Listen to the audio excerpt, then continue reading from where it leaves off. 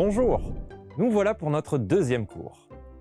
Aujourd'hui, je vous propose de découvrir l'interface de Photoshop tout en vous familiarisant avec le logiciel d'édition.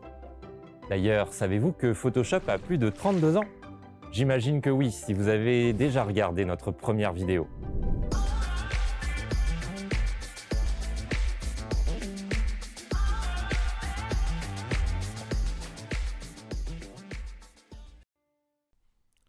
Bonjour à tous et bienvenue à votre deuxième cours avec moi. Je vais vous guider aujourd'hui afin de continuer à vous familiariser avec Photoshop. À présent, on sait comment enregistrer un document en format PSD, mais Photoshop a plein d'autres formats qu'on va découvrir. Le cours d'aujourd'hui inclut, pour commencer, la découverte de la barre des menus de Photoshop. Nous allons explorer les onglets Fichier, Édition, Images, etc. On va par la suite faire une introduction à propos de vos futurs meilleurs amis, les calques, en commençant par se demander qu'est-ce qu'un calque. Puis, on va visiter la barre d'outils de Photoshop et s'arrêter rapidement sur chacun des outils. On approfondira cela dans un autre cours. Ensuite, nous allons voir les réglages des préférences et organiser notre plan de travail pour commencer à bien travailler. Puis, je vais vous présenter les types d'images et de formats qu'on peut exporter sur Photoshop. Enfin, on fera un cas pratique afin de récapituler ce qu'on aura vu ensemble. Comme la dernière fois, il y aura 2 quiz durant le cours, donc soyez attentifs. Commençons par l'exploration de la barre des menus. L'un des éléments de base d'Adobe Photoshop est la barre de menu, située en haut du logiciel. Il est certain que pour tous ceux qui travaillent sur ce logiciel, il est essentiel de savoir comment fonctionne le menu. C'est pourquoi, aujourd'hui, vous allez apprendre comment il fonctionne, voyons-le en vidéo. La barre de menu permet d'ouvrir et d'enregistrer des fichiers, de régler la taille de la zone de travail. Vous pouvez également accéder à certains des outils d'édition, ouvrir et fermer diverses fenêtres, entre autres. La barre de menu se compose de 12 éléments. Fichier, édition, images, calque, texte, sélection, filtre 3D, affichage, module externe, fenêtre et aide. Cela peut dépendre des versions, mais c'est globalement ce qu'on retrouve toujours. Chacun de ces menus principaux comporte des sous-menus supplémentaires pour les options liées au menu principal. Dans ce qui suit, nous allons voir de quoi est composé chaque élément de la barre de menu. En commençant par le menu Fichier de Photoshop, car c'est la principale méthode pour créer des nouveaux fichiers, comme on l'a appris dans notre dernier cours, ainsi qu'ouvrir des documents existants, enregistrer des fichiers ou encore imprimer. Par exemple, vous pouvez l'utiliser pour ouvrir un fichier.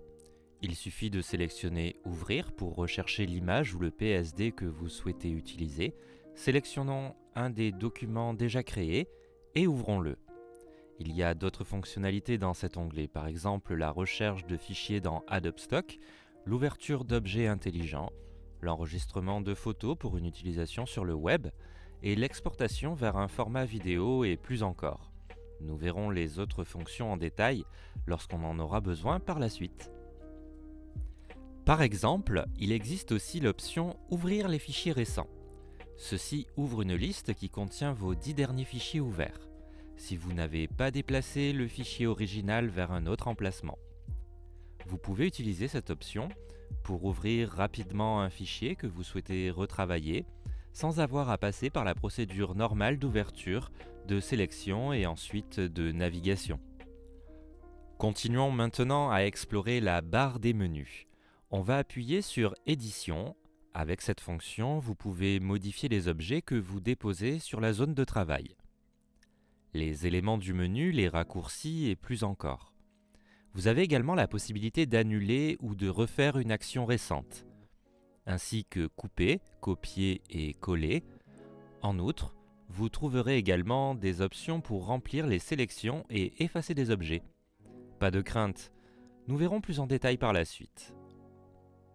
Par exemple, si vous avez une image que vous souhaitez déformer, faire pivoter, mettre à l'échelle, déformer ou retourner, utilisez le sous-menu Édition, Transformation pour trouver ces options. De même, on y trouve l'outil de transformation manuelle, qui permet d'ajuster la hauteur, la largeur et l'orientation d'un élément dans le logiciel. Ce menu d'édition d'Adobe Photoshop vous permet d'ouvrir le gestionnaire de pré-réglage pour afficher les brosses, les dégradés, les nuanciers, les formes personnalisées et charger vos propres brosses. Vous pouvez également ouvrir les paramètres de couleur pour ajuster les profils de couleurs avancés. Ce menu est employé pas seulement pour localiser les raccourcis clavier existants et en définir de nouveaux, mais aussi pour modifier les préférences générales de fonctionnement de Photoshop. Après, on a Images. Le premier sous-menu, on le connaît déjà un peu. Il vous permet de modifier le mode de couleur de l'ensemble de la zone de travail, comme la couleur RVB, l'échelle de gris, la couleur CMJN, le multicouche, le bitmap et plus encore. Tandis que Réglage vous permet d'accéder à divers outils pour modifier la luminosité, le contraste, les niveaux, l'exposition, la vibrance, la teinte saturation et la balance des couleurs d'une image. On a aussi teinte automatique, contraste automatique et couleur automatique qui sont des options de ce menu Adobe Photoshop qui permettent de modifier l'aspect d'une image sans menu ni curseur. Certains outils sont essentiels tels que la taille de l'image et la taille de la zone de travail, outils dont vous imaginez l'utilité. En ce sens, taille de la zone de travail est utilisée pour modifier la largeur et la hauteur de l'ensemble de la zone de travail. Après recadrer et rognage sont deux autres outils importants de ce menu. La première modifie la taille de la toile en sélectionnant manuellement les zones à supprimer. La seconde consiste à automatiser le redimensionnement en supprimant les pixels transparents ou les pixels d'une couleur spécifique de n'importe quel bord du plan de travail.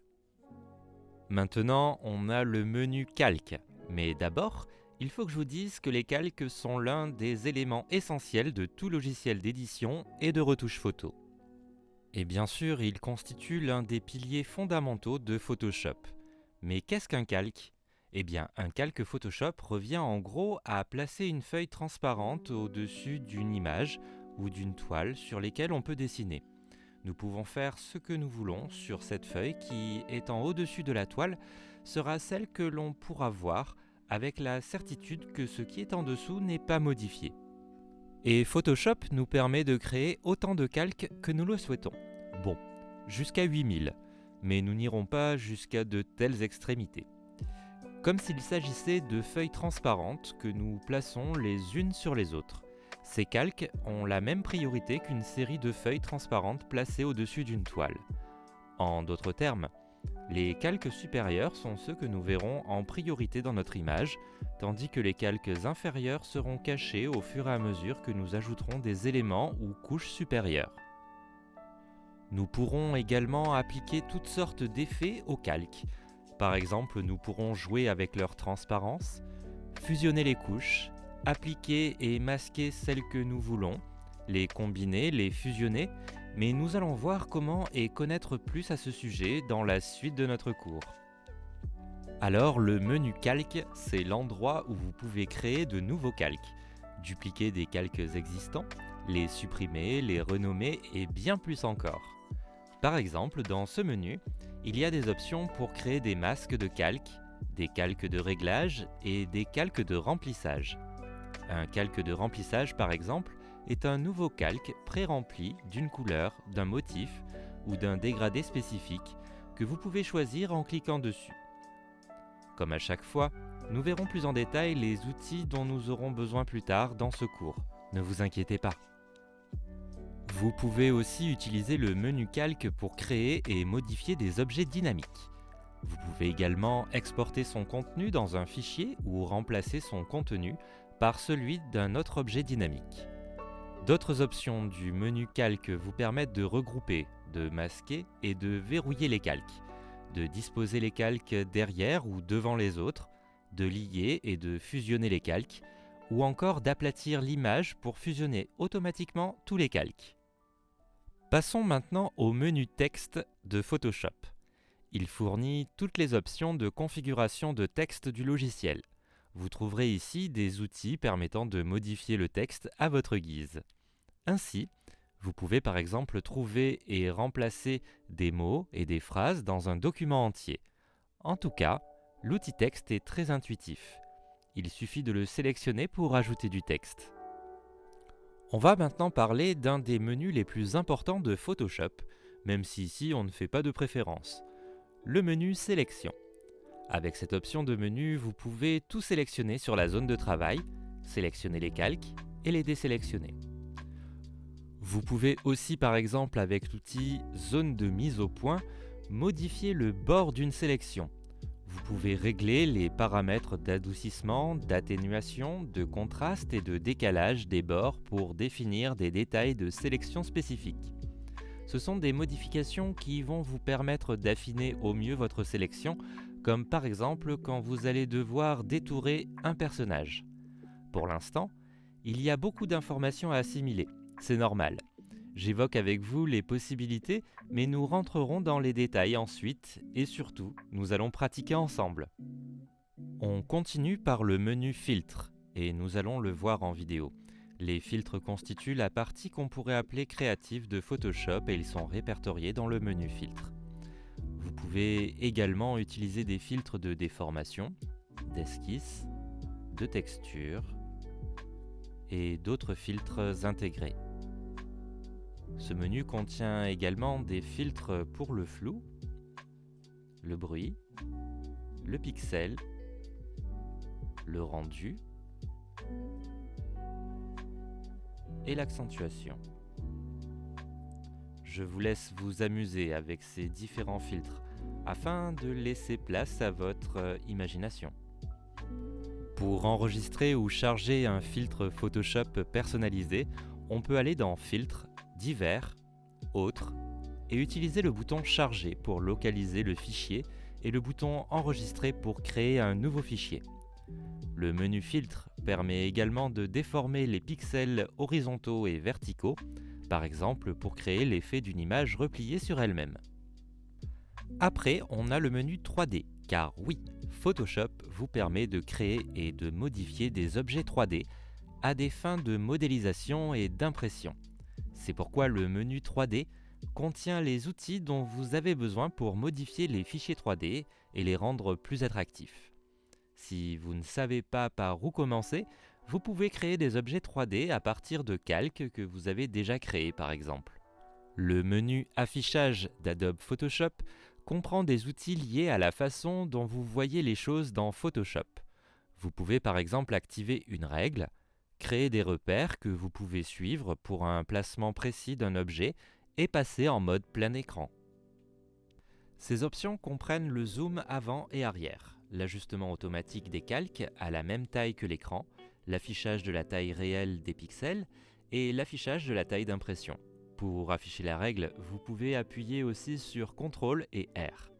Les autres éléments que vous pouvez afficher ou masquer à partir du menu affichage sont les bords de la sélection, les notes, les bords du calque, les épingles d'édition, les repères, les secteurs, la grille de pixels, l'aperçu du motif.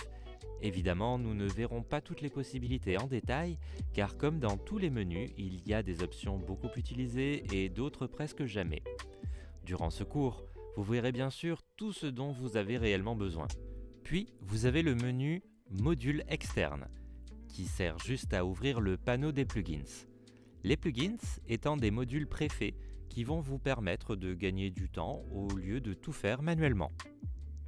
Ensuite, il y a le menu Fenêtre de Photoshop, qui a deux objectifs, masquer et afficher les fenêtres, organiser l'espace de travail comme vous le souhaitez. Il y a tellement d'outils à Photoshop que toutes les fenêtres disponibles pour les utiliser ne sont pas visibles en permanence. Utilisez le menu Fenêtre pour les afficher ou les masquer de manière sélective. Comme vous en avez besoin, utilisez le menu Fenêtre pour faire basculer tous les types de fenêtres comme étant visibles ou cachées. Les outils réorganisés, espace de travail, 3D, couleurs, calque, propriétés, historique, motifs et montage en sont par exemple. Vous n'en aurez pas toujours besoin au cours de vos projets, c'est donc une bonne idée de les cacher pour éviter d'encombrer votre vue par la suite. On utilisera le sous-menu Réorganiser, Espace de travail, pour ajuster la position des fenêtres. Vous pouvez également glisser et déposer les fenêtres où vous le souhaitez, même en dehors de la fenêtre principale. Mais ces menus Adobe Photoshop disposent de quelques options prédéfinies pour placer les fenêtres à des endroits censés être plus faciles pour certaines tâches, comme la peinture et la typographie. Le dernier menu Aide marque la fin de la barre de menu de Photoshop. Ici, vous pouvez voir la version de Photoshop que vous exécutez. Vous pouvez également obtenir une aide en ligne, vous connecter à votre compte, accéder au centre de support Photoshop ou en savoir plus sur les modules externes installés. Il est temps de voir ensemble ce qu'est la barre d'outils sur Photoshop. La barre d'outils est là où vous pourrez sélectionner différents outils pour travailler vos images et c'est l'une des fonctions les plus importantes de Photoshop. Une fois que vous avez choisi un outil, votre curseur change pour refléter l'outil actuellement sélectionné. Vous pouvez également cliquer et maintenir le bouton enfoncé pour sélectionner un autre sous-outil de l'outil principal. Nous verrons un exemple juste après. Par défaut, le panneau à outils apparaît sous la forme d'une seule longue colonne. Elle peut être étendue en une double colonne, plus courte, en cliquant sur l'icône des doubles flèches en haut. Cliquez à nouveau sur la même icône pour ramener la barre d'outils à une seule colonne. Voyons comment le panneau d'outils est organisé dans Photoshop. Bien que la liste des outils puisse sembler aléatoire, elle suit en fait un ordre logique. Les outils connexes sont regroupés. En haut, nous avons les outils de sélection et de déplacement de Photoshop. Juste en dessous se trouvent les outils recadrage et découpage.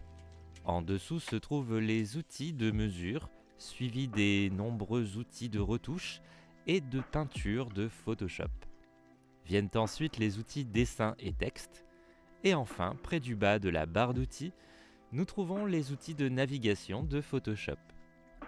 Chaque outil de la barre d'outils est représenté par une icône, et il y a beaucoup plus d'outils disponibles que ce que nous voyons.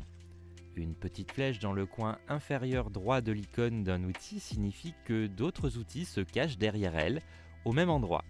C'est ce que j'appelais tout à l'heure un sous-outil de l'outil principal. La plupart des points de la barre d'outils contiennent plus d'un outil. Pour afficher et accéder aux outils supplémentaires, cliquez sur l'icône et maintenez-la enfoncée, ou cliquez avec le bouton droit de la souris.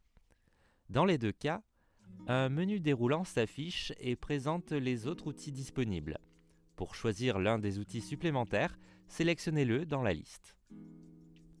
L'outil qui s'affiche initialement à chaque point de la barre d'outils est appelé outil par défaut.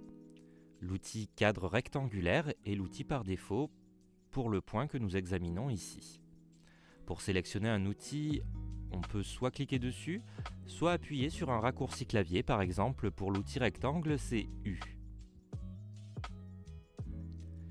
Toutefois, Photoshop ne s'affiche pas toujours l'outil par défaut. Au lieu de cela, il affiche le dernier outil sélectionné. Notez qu'après avoir choisi l'outil ellipse dans le menu déroulant, l'outil rectangle n'est plus affiché dans la barre d'outils. L'outil ellipse a pris sa place.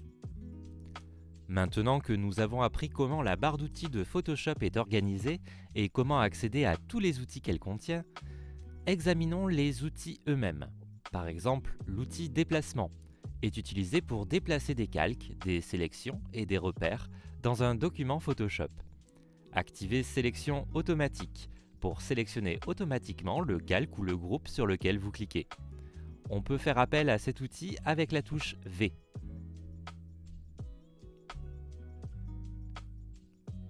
L'outil Plan de travail, qui est venu avec Photoshop CC, vous permet de concevoir facilement plusieurs plans de travail. Parfait pour la mise en page web ou UX pour différents appareils ou taille d'écran. On va créer 2 zones de travail différentes et on pourra y travailler de manière indépendante.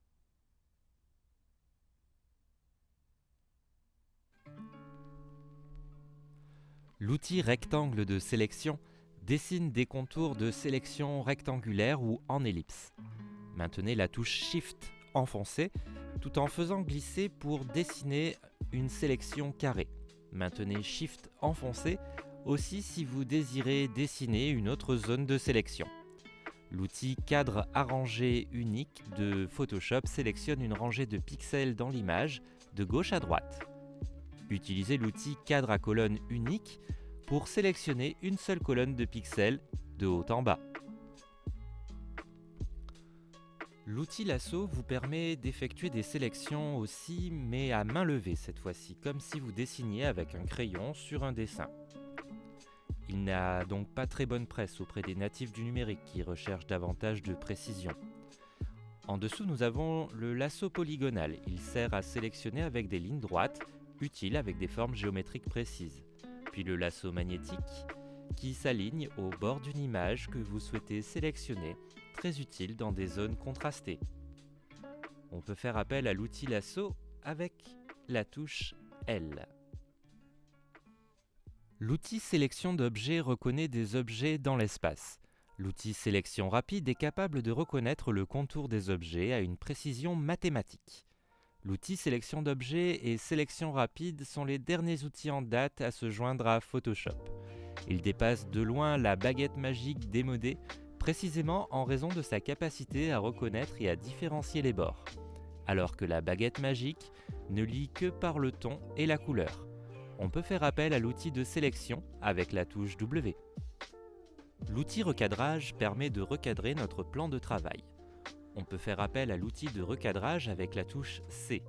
Les outils tranches permettent de créer et de modifier des zones d'exportation définies, appelées tranches, c'est-à-dire de sélectionner des portions de votre maquette afin de les exporter comme images individuelles. Nous verrons de manière plus approfondie cet outil dans le futur. Puis, l'outil de correction de perspective recadre une image afin de corriger la distorsion causée par la perspective. L'outil pipette de Photoshop échantillonne les couleurs d'une image. Augmentez la taille de l'échantillon dans la barre d'options pour obtenir une meilleure représentation de la couleur de la zone échantillonnée. On peut faire appel à la pipette avec la touche I.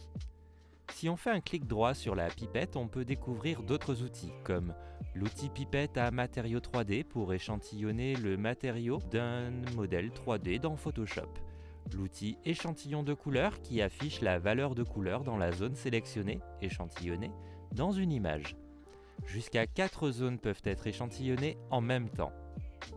Puis, l'outil règle qui mesure les distances, les emplacements et les angles. Idéal pour positionner les images et les éléments exactement là où vous le souhaitez.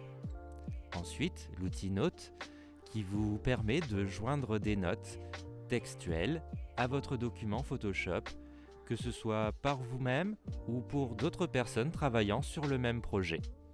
Les notes sont enregistrées dans le fichier PSD. Enfin, on a l'outil de comptage pour compter manuellement le nombre d'objets dans une image, ou pour que Photoshop compte automatiquement plusieurs zones sélectionnées dans l'image. L'outil correcteur localisé permet de supprimer rapidement les imperfections et autres zones problématiques mineures d'une image. Utilisez le pinceau de taille légèrement supérieure à celle de l'imperfection pour obtenir de meilleurs résultats. L'outil correcteur vous permet de réparer des zones problématiques plus importantes d'une image en les recouvrant. Maintenez la zone Alt, Windows, Options sur Mac, enfoncée et cliquez pour tester une bonne texture, puis peignez sur la zone problématique pour la réparer. La différence entre ces deux dernières, c'est que l'outil correcteur prend des pixels d'une autre partie de l'image. Avec l'outil pièce, dessinez un contour de sélection de forme libre autour de la zone problématique. Réparez ensuite en faisant glisser le contour de la sélection sur une zone de bonne texture. On peut faire appel à l'outil correcteur avec la touche J. Utilisez l'outil de déplacement en fonction du contenu pour sélectionner et déplacer une partie d'une image vers une autre zone. Photoshop remplit automatiquement le trou à l'emplacement d'origine en utilisant des éléments des zones environnantes. L'outil anti-yeux rouges supprime les problèmes courants d'yeux rouges dans une photo résultant du flash de l'appareil photo. L'outil pinceau est un outil de peinture primaire. Il fonctionne comme un outil de dessin traditionnel en appliquant la couleur par couche. L'outil crayon est un autre des outils de peinture de Photoshop. Mais alors que l'outil pinceau peut peindre des coups de pinceau à bords doux, l'outil crayon peint toujours avec des bords durs. Utilisez l'outil de remplacement de couleur dans Photoshop pour remplacer facilement la couleur d'un objet par une autre couleur. Contrairement à l'outil pinceau standard, le pinceau mélangeur de Photoshop peut simuler des éléments de la vraie peinture, comme le mélange et l'assortiment des couleurs et l'humidité de la peinture. On peut faire appel à l'outil pinceau avec la touche B. L'outil tampon de duplication est le plus basique des outils de retouche de Photoshop. Il montre les pixels d'une zone de l'image et peint par-dessus les pixels d'une autre zone. Utilisez l'outil tampon à motif pour peindre un motif sur l'image. On peut faire appel à l'outil tampon de duplication avec la touche S. L'outil pinceau d'historique peint un instantané d'une étape précédente sur la version actuelle de l'image. Choisissez l'état précédent dans le panneau historique. Le panneau d'historique artistique peint également un instantané d'un état antérieur de l'historique sur l'image, mais il le fait avec des coups de pinceau stylisés. On peut faire appel à l'outil de pinceau d'historique avec la touche Y. L'outil gomme de Photoshop efface définitivement les pixels d'un calque. L'outil gomme d'arrière-plan efface les zones de couleurs similaires dans une image en peignant par-dessus. L'outil gomme magique est similaire à l'outil baguette magique, dans la mesure où il permet de sélectionner des zones de couleurs similaires en un seul clic. Mais l'outil gomme magique supprime définitivement ces zones. On peut faire appel à l'outil gomme avec la touche E. L'outil dégradé de Photoshop dessine des mélanges de gradients entre plusieurs couleurs. L'éditeur de dégradés vous permet de créer et de personnaliser vos propres dégradés. L'outil pot de peinture remplit une zone de couleur similaire avec une couleur ou un motif de premier plan. La valeur tolérance détermine la gamme de couleurs qui sera affectée autour de la zone sur laquelle vous avez cliqué. Utilisez une modélisation 3D. L'outil de dépôt de matériaux 3D vous permet d'échantillonner un matériau dans une zone et de le déposer sur une autre zone de votre modèle, maillage ou couche 3D. On peut faire appel à l'outil gradient avec la touche G. L'outil flou estompe et adoucit les zones sur lesquelles vous peignez avec l'outil. L'outil d'affinement affine les zones sur lesquelles vous peignez. Vous allez pouvoir peindre des zones de l'image avec l'outil densité. L'outil densité- illumine les zones sur lesquelles vous passez. Au contraire, l'outil densité+ obscurcit les zones sur lesquelles vous passez. Puis, l'outil éponge augmente ou diminue la saturation des couleurs en fonction d'où vous le passez. On peut faire appel à l'outil densité avec la touche O. Nous sommes à mi-parcours de ce module et il est donc l'heure de tester vos connaissances avec 5 petites questions. La première, combien de calques peut-on créer sur Photoshop? Réponse A, autant qu'on veut. Réponse B, 8000. Réponse C, 7500. Réponse D, 350.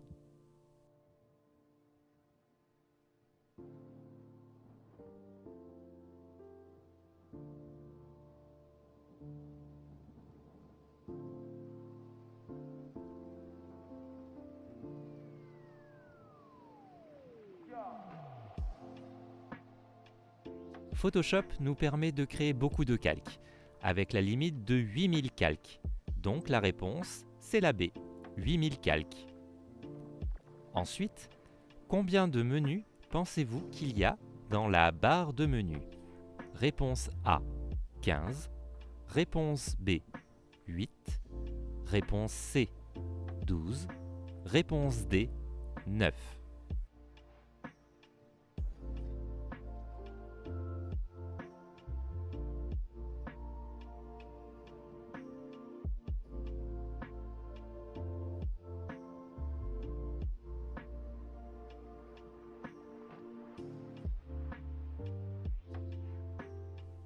La réponse correcte, c'est la C.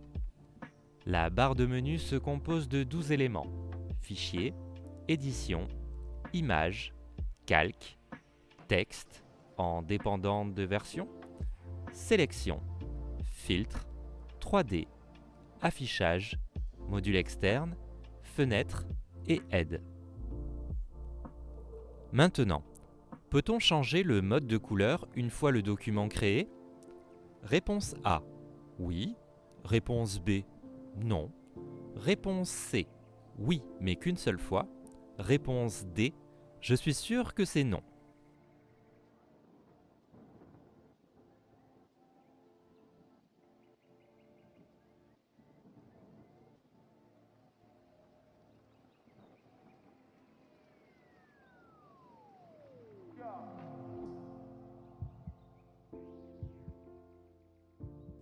Le menu Images permet de modifier le mode de couleur de l'ensemble de la zone de travail, comme la couleur RGB, l'échelle de gris, la couleur CMYK et bien plus encore.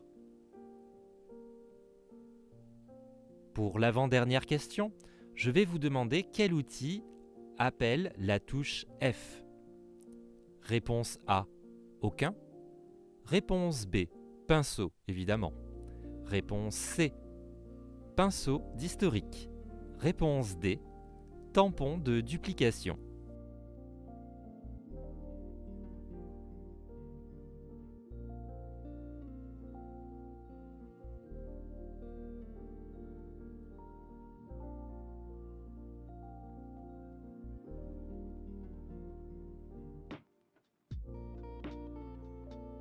Le pinceau est appelé avec la touche B. La touche F n'appelle aucun outil. Ce raccourci clavier enlève du plan de travail les panneaux flottants. Attention, on arrive à la dernière question. L'outil Règle est caché derrière quel outil? Réponse A, la gomme. Réponse B, la pipette. Réponse C, l'outil recadrage. Réponse D, la main.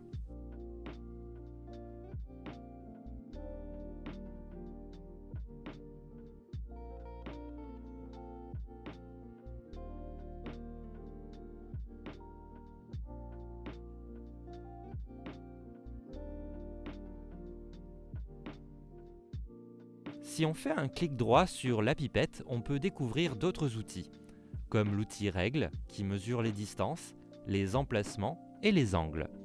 Idéal pour positionner les images et les éléments exactement là où vous le souhaitez. Bravo à vous! Vous avez fini votre premier quiz. L'outil Plume de Photoshop vous permet de créer des tracés ou des formes avec des points d'ancrage. L'outil Plume Libre vous permet de dessiner des chemins ou des formes à main levée. Les points d'ancrage sont automatiquement ajoutés au chemin lorsque vous dessinez. Utilisez l'outil Ancrage pour ajouter des points d'ancrage supplémentaires le long d'un chemin. Cliquez sur un point d'ancrage existant le long d'un itinéraire avec l'outil Supprimer le point d'ancrage pour le supprimer. Sur un itinéraire, cliquez sur un point d'ancrage avec l'outil Conversion de points pour le convertir en point d'angle. Pensez à faire appel à l'outil Plume avec la touche P. Connu comme l'outil de texte dans Photoshop, l'outil Texte horizontal permet d'ajouter des caractères standards à votre document. L'outil Texte vertical, quant à lui, ajoute des caractères verticalement de haut en bas. Au lieu d'ajouter du texte modifiable à votre document, l'outil Masque de texte vertical permet de créer un contour de sélection sous la forme des caractères verticaux. Comme l'outil Masque de type vertical, l'outil Masque de type horizontal crée un contour de sélection sous la forme de caractères. Toutefois, les caractères sont ajoutés horizontalement plutôt que verticalement. On peut faire appel à l'outil texte avec la touche T. Utilisez l'outil de sélection de tracé dans Photoshop pour sélectionner et déplacer un tracé entier en une seule fois. Utilisez l'outil de sélection directe pour sélectionner et déplacer un point d'ancrage individuel ou plusieurs. On peut faire appel à l'outil sélection, tracé ou direct avec la touche A. L'outil rectangle dessine des formes rectangulaires, des traits ou des formes en pixels. Maintenez la touche Shift enfoncée tout en faisant glisser le curseur pour forcer la forme à devenir un carré parfait. L'outil Ellipse dessine des formes elliptiques. L'outil triangle dessine des formes triangulaires. On peut faire appel à l'outil rectangle et toutes les autres avec la touche U. Comme les autres, l'outil polygone dessine des formes polygonales, des bords droits, des chemins ou des pixels. Si vous utilisez l'option côté dans la barre d'options, sachez que vous pouvez définir le nombre de côtés de votre polygone. L'outil ligne dessine des lignes droites sous forme ou de tracé. Dans la barre d'outils, vous pouvez choisir l'épaisseur de la ligne.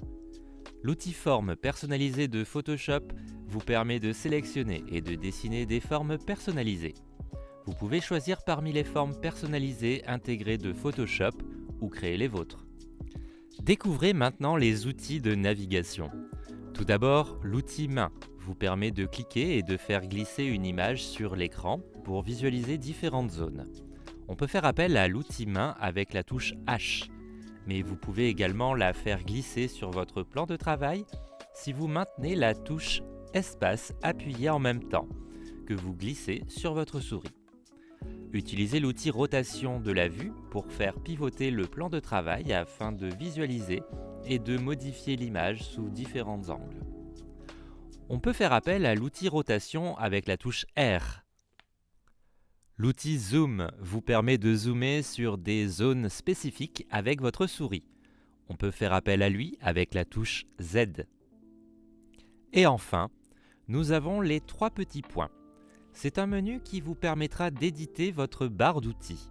Si vous l'ouvrez, vous pourrez modifier la place de vos outils. Je vais vous dévoiler un petit secret de Photoshop qui pourra vous amuser. Si vous faites clic sur Terminer, en même temps que vous appuyez sur votre touche Shift, les 3 petits points du panneau d'outils deviennent une banane. Et pour revenir au menu initial, il suffit d'appuyer dessous. Entrez dans le menu et faire un clic sur Terminer.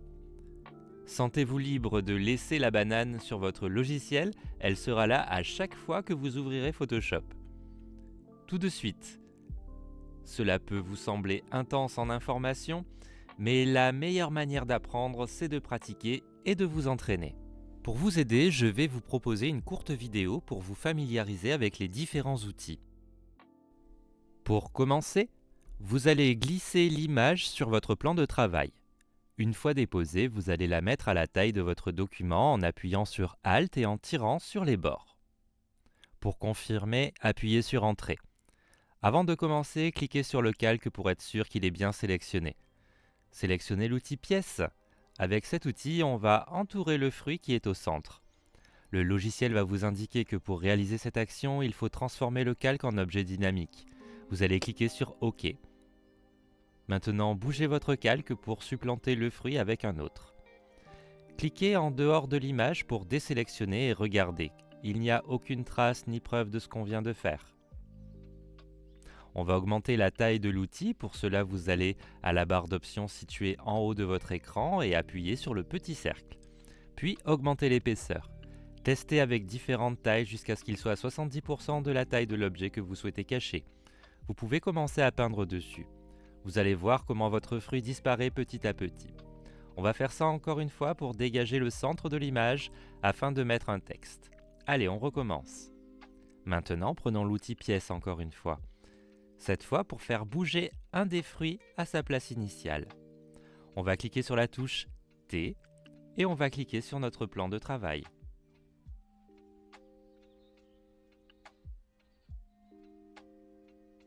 Il y a un texte qui s'est formé.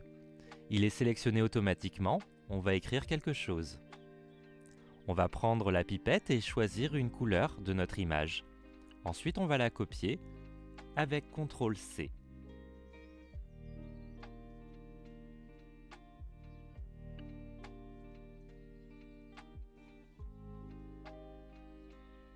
Et on va sélectionner le texte. On va ensuite choisir la couleur dans la barre d'options et on va coller la couleur qu'on vient de récupérer avec CTRL-V. Maintenant, les lettres sont de la même couleur que les pommes. On peut sélectionner les lettres et modifier leur taille dans la barre d'options. On peut choisir une valeur déjà existante ou écrire la taille que l'on veut. Écrivons 200. On clique en dehors de notre plan de travail. On peut aussi appuyer sur la touche V et prendre l'outil de déplacement. On place le texte au milieu avec l'aide des lignes de repère roses. Et voilà, on a un joli texte avec un fond. Mais il y a encore quelques résidus. Alors on va chercher le bon outil sur Photoshop pour cela. Il faut savoir que lorsque l'on choisit un outil et on reste appuyé dessus, Photoshop nous dit à quoi il sert. On va choisir l'outil correcteur pour corriger les petites taches de résidus.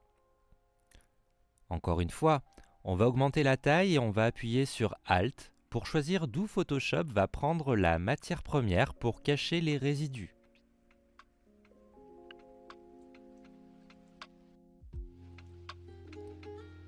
Puis, on clique et on commence à effacer peu à peu toutes les taches.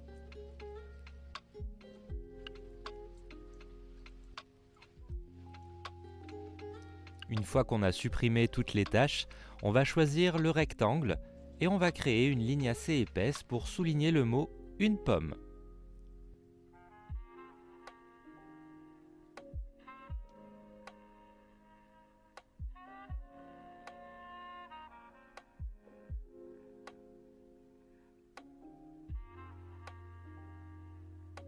Avec l'outil de déplacement, on va placer cette ligne là où on veut qu'elle soit.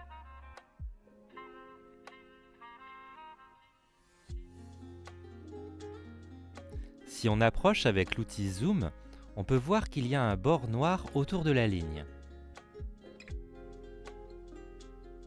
Cela peut être changé sur la droite en appuyant sur le petit cadre de couleur et en choisissant le cadre blanc avec une ligne rouge dessus. Cela veut dire transparent.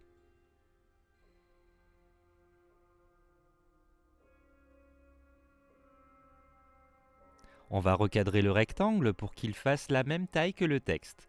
Encore une fois avec l'aide des lignes de repère qui apparaissent seules. Et voilà, notre montage est terminé. Votre document doit ressembler à celui-ci. Maintenant, on va l'enregistrer en faisant un clic sur Fichier, puis Enregistrer. Réglage des préférences. Maintenant, on va passer au réglage des préférences. Mais pourquoi faire ?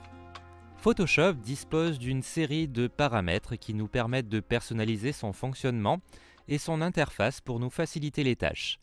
C'est précisément ce dont nous allons parler ensuite, à savoir comment adapter l'espace de travail du logiciel de retouche photo à vos besoins. Cela nous permettra d'être plus productifs et en même temps d'essayer de rendre notre travail un peu plus facile, en tirant le meilleur parti de l'éditeur de photos.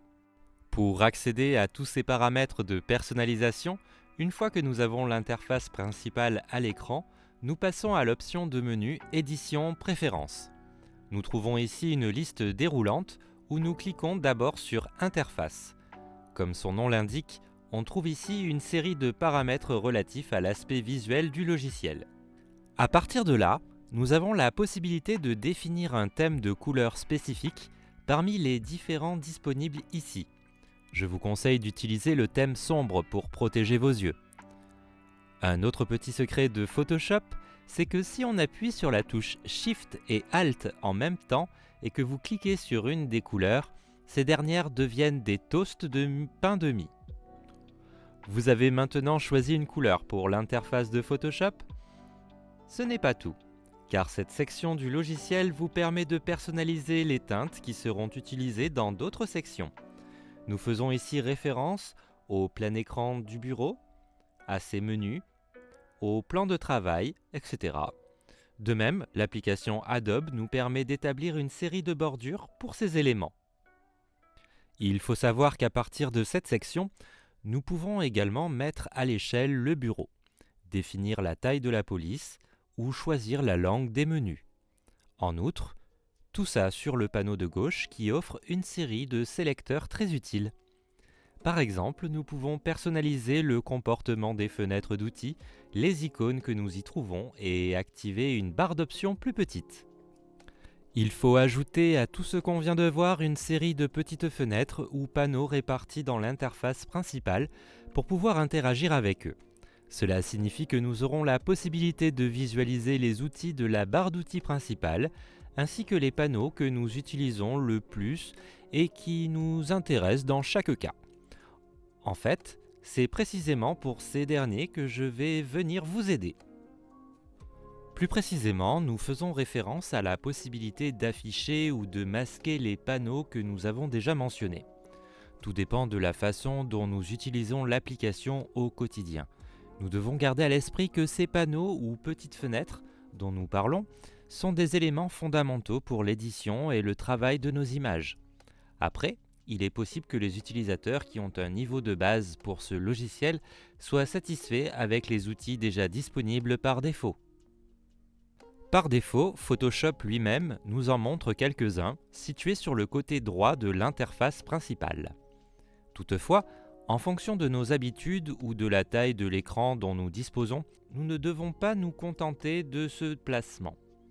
Nous entendons par là que nous croyons en la possibilité de les placer là où nous en avons besoin sur l'interface du logiciel.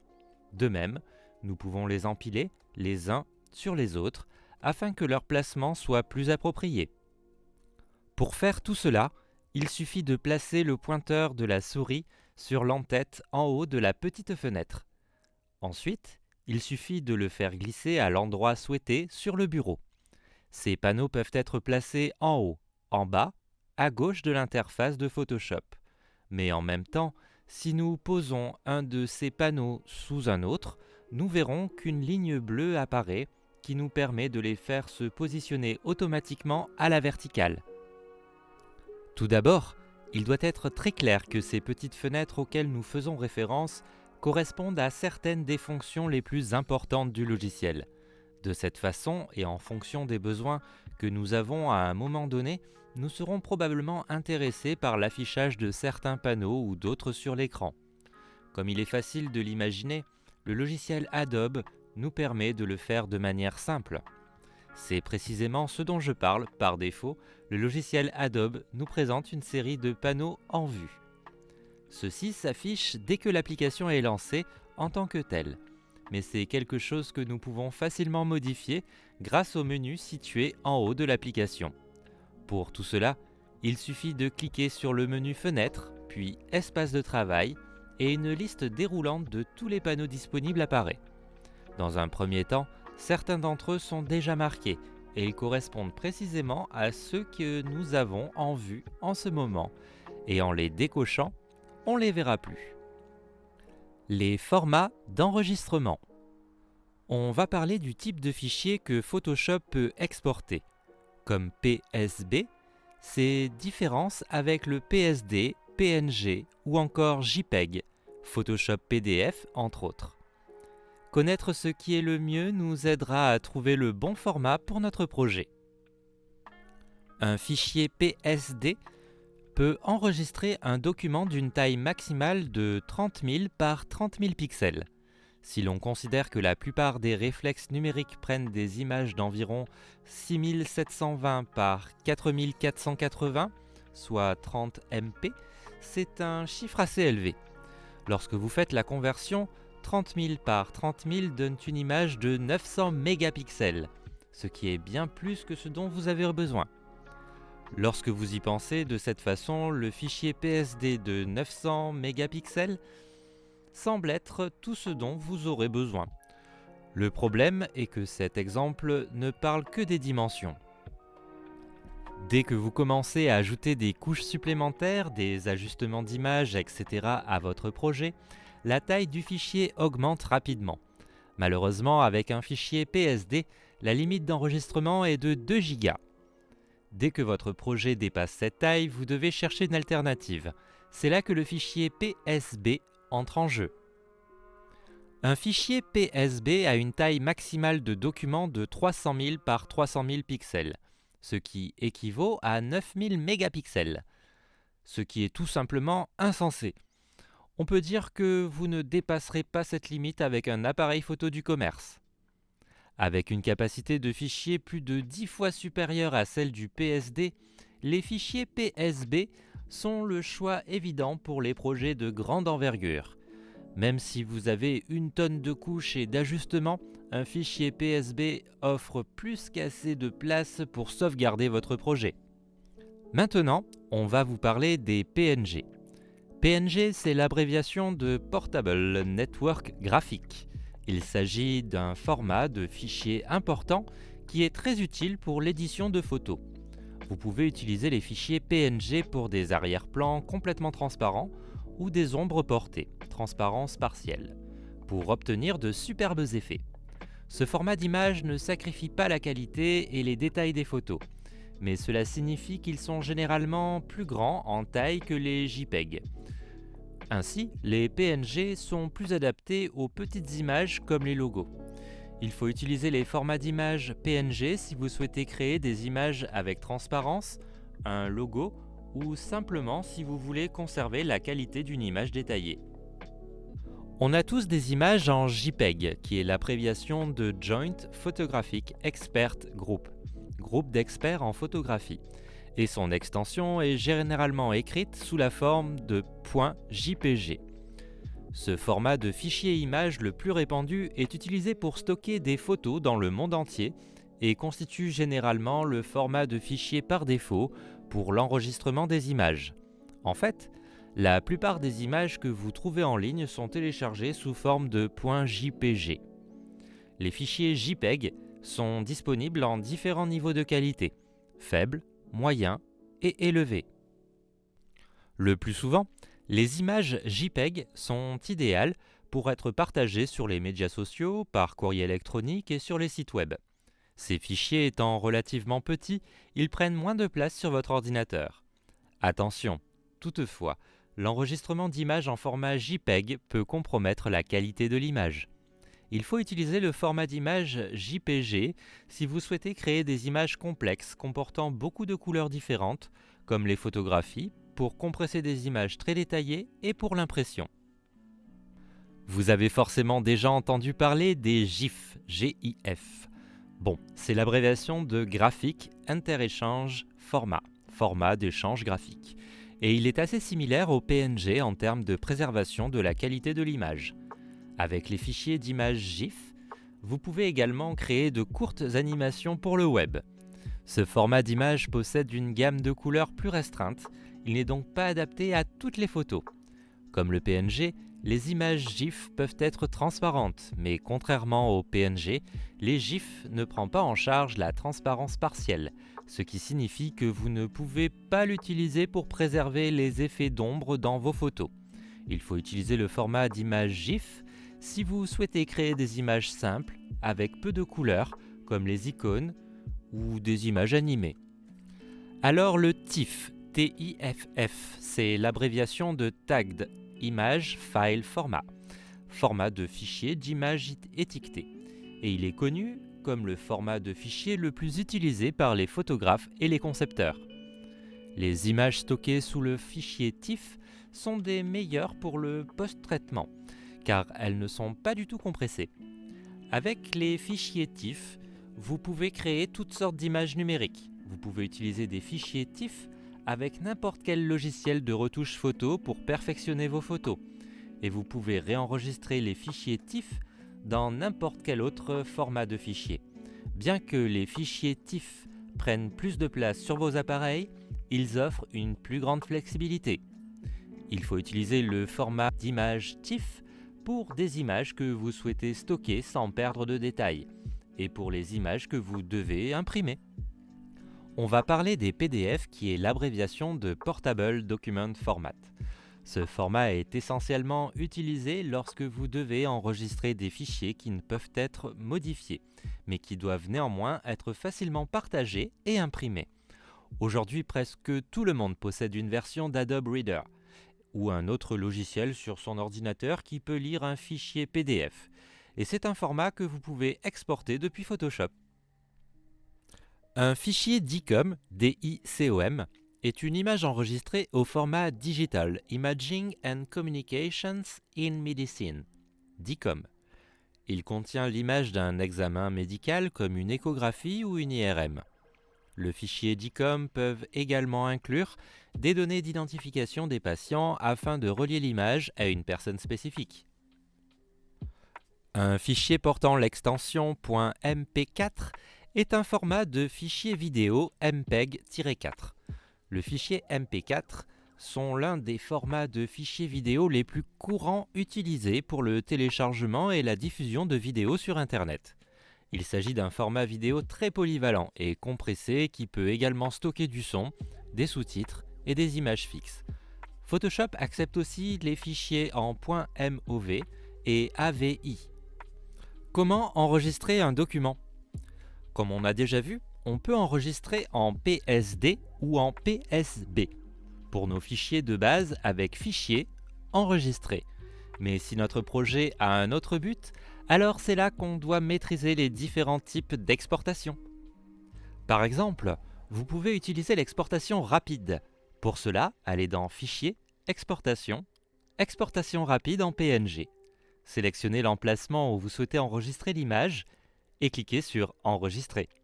Cette opération permet d'enregistrer automatiquement un PNG pleine résolution du fichier sur lequel vous travaillez. Vous pouvez aussi faire une exportation rapide des images et des calques, ce qui enregistrera tous les calques de manière séparée. Pour cela, il suffit de sélectionner les calques que vous souhaitez enregistrer avec l'aide de la touche CTRL, puis faire un clic droit et choisir l'exportation rapide comme PNG. Puis, enregistrer, et vos calques seront en PNG, un par un, comme une image. Il existe aussi Enregistrer pour le web. Le chemin est Fichier, puis Exportation, puis Enregistrer pour le web.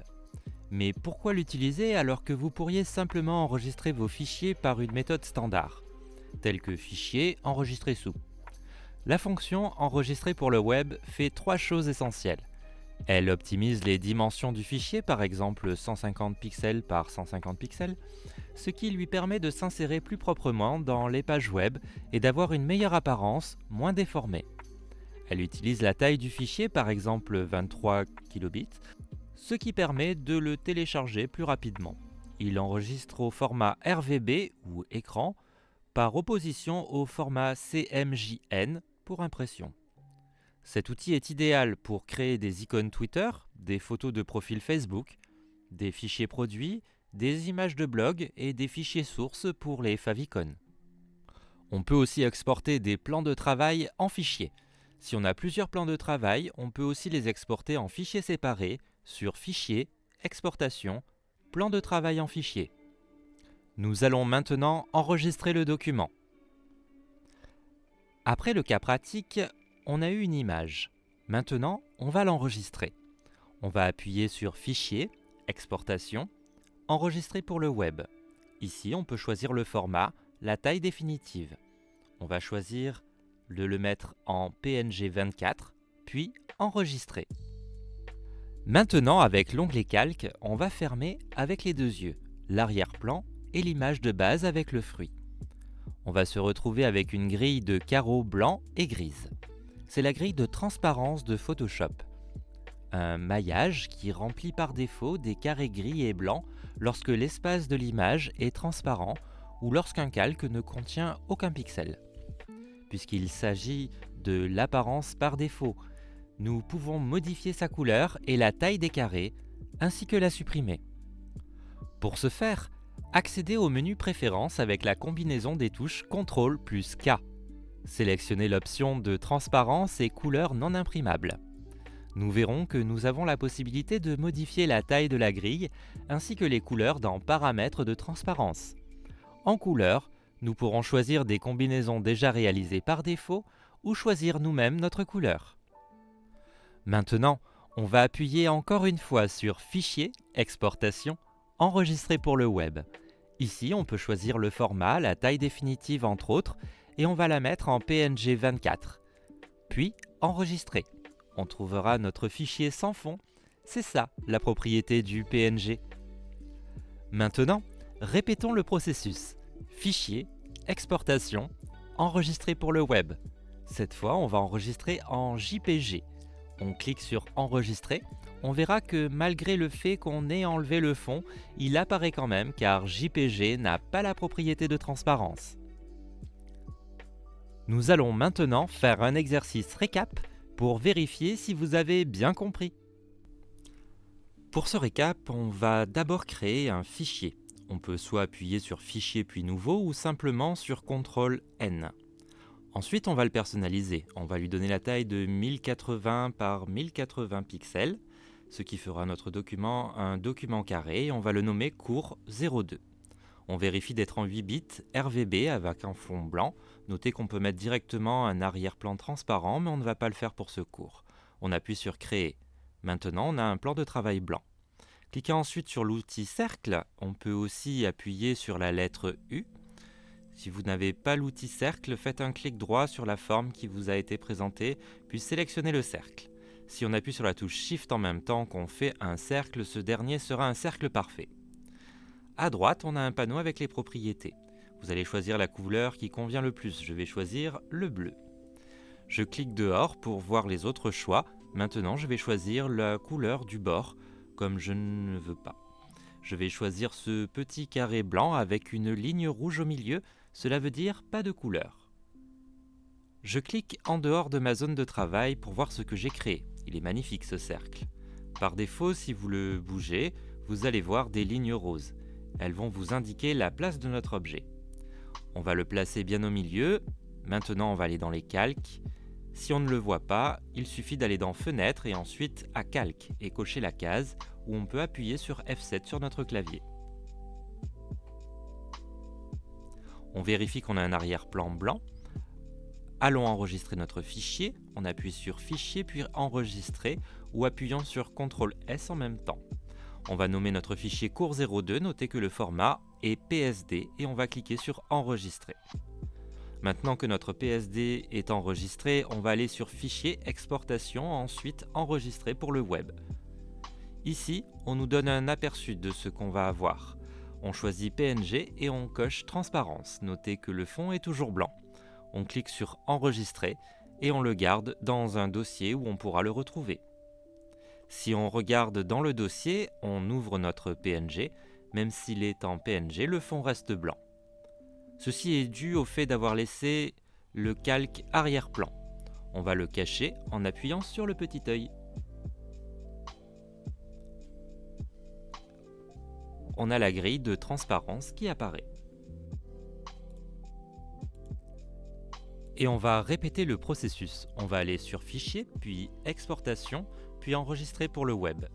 Notez comment la grille de transparence est présente maintenant sur notre création. On laisse tout pareil, vérifier que la transparence est toujours cochée. On renomme le fichier, sinon notre ancien fichier va être remplacé. Et on clique sur Enregistrer. Notez comment notre objet n'a plus d'arrière-plan.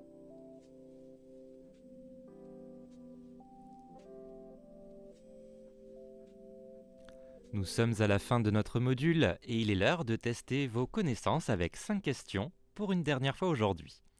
La première, c'est quoi la limite en taille d'un fichier PSD? Réponse A, il n'y a pas de limite. Réponse B, 3 MB. Réponse C, 2 Go. Réponse D, 1 Tera.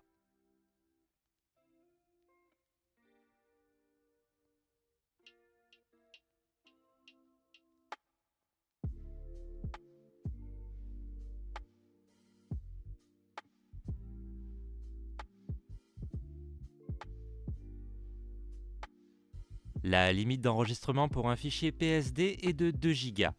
Dès que notre projet dépasse cette taille, vous devez chercher une alternative. Quel est le format le plus utilisé par les photographes et les concepteurs? Réponse A, JPG. Réponse B, PNG. Réponse C, TIFF. Réponse D, GIF.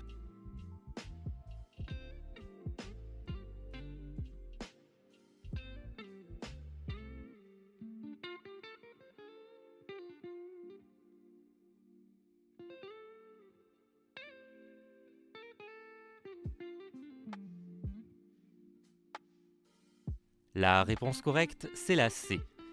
Ce format est connu comme le format de fichier le plus utilisé par les photographes et les concepteurs, car ces fichiers TIFF sont les meilleurs pour le post-traitement, car elles ne sont pas du tout compressées. Parmi les suivants formats, lequel n'est pas un format vidéo? Réponse A, GIF. Réponse B, MOV. Réponse C, MP4. Réponse D, AVI.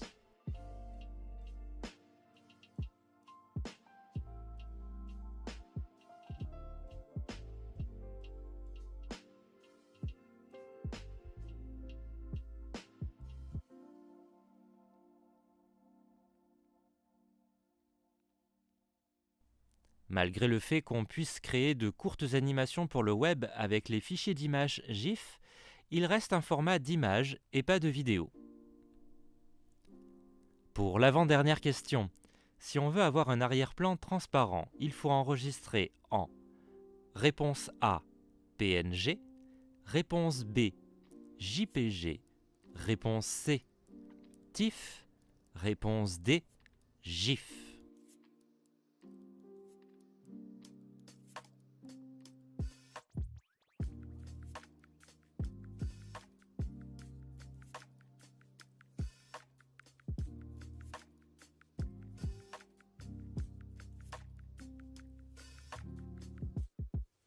Alors il y a deux réponses, la A et la D. Comme le PNG, les images GIF peuvent être transparentes, mais contrairement au PNG, le GIF ne prend pas en charge la transparence partielle, ce qui signifie que vous ne pouvez pas les utiliser pour préserver les effets d'ombre dans vos photos. Attention, on arrive à la dernière question. Qu'est-ce que fait la combinaison des touches CTRL plus K? Réponse A, enregistre le fichier en cours. Réponse B, ouvre les préférences. Réponse C, crée un nouveau calque. Réponse D, fait appel à l'outil Zoom.